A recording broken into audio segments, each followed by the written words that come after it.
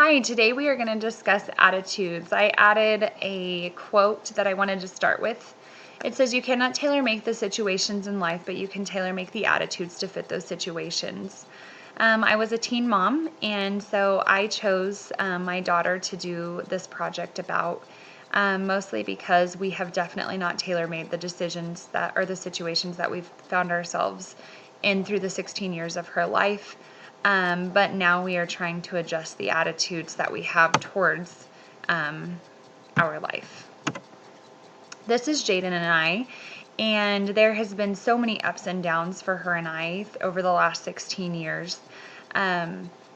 Domestic violence, addiction, divorce, other pregnancies, other siblings, and then coming out of that and finding Christ has been the peak of our life. And now we've been in this season for the last several years.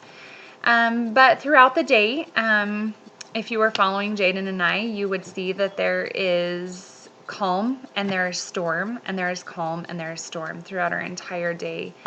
And so I don't know if that is because of her age. I don't know if that is because there is resentment from her and guilt from me. We both have very strong personalities. I just told my husband this is a struggle because I love her dearly, but I am critical oftentimes when I don't mean to be, out of fear that she may mess up and make a mistake, heaven forbid, right? But I just never want my kids to struggle in any of the ways that I have struggled. And so out of fear for that, I sometimes come across as being critical. Happy to mad instantly. Attitudes are a constant flux rather than a personality trait. Sometimes the response to information such as, "I need you to do your chores," or "No, you're not going there tonight," or "No, you can't have the car." Sometimes that information does not come across very well, and the attitude escalates, which then increases the yelling inside of our home. Also the environment and a situation. And so I think the environment that her and I have both lived through has put us on the defense. And so not trying to be quick to anger or to yelling. That has been what we have experienced in the past. And I think that environment has been difficult to come out of. Are you always aware of your attitude? In short, no. There are times at the end of the day that I have to go into her room before I go to sleep and just apologize and tell her how much I love her. Because looking back, I can see that I was not aware of the way that I was speaking to her at the time. And so sometimes those require apologies. Functions of attitudes, behaviors obviously change. I found the Stanford study super interesting. I already knew about it because of the Netflix special that they have about it. And then the pilots talking about having to come out of pilot training and functioning back into your family life. And sometimes I feel like that is where we're at. Not necessarily, I'm not a pilot, but because of the abuse and the destruction.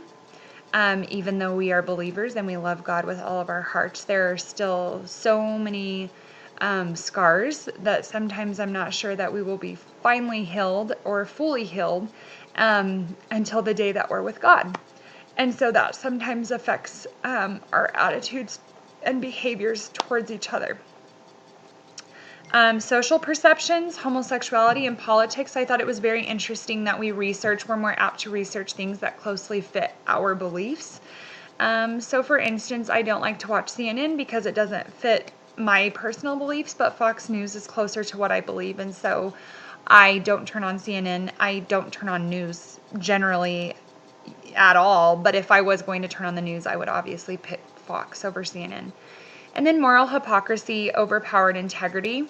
I listed social media and gossiping because I think sometimes we get caught up in doing things, posting things, or talking about other people if we're caught in a situation, even though we know that both of those things are not right and that God would not approve of us gossiping. I think that sometimes that's our end to feeling accepted into that situation or into that group. And so I think anytime you're doing something negative that is not what God would ask you to do, I think that your attitude changes because that is not the attitude of Christ. And then I love that God gives us free will. My Bible verse, I've quoted a couple of Bible verses, but the one out of Romans, "For the kingdom of God is not a matter of what we eat or drink, but a living life of goodness and peace and joy in the Holy Spirit. If you serve Christ with this attitude, you will please God and others will approve of you too." And so it was just such a great reminder. I really enjoyed this presentation. I enjoyed reading 5 and 6. It was a very good eye-opener, and also allowed me to reflect back on the attitude that I have towards Jaden and how maybe I need to be closer to God in seeking how it is that he would have me to react to her through this time. And so anyways, thank you so much for assigning it, and I hope you have a great rest of your day.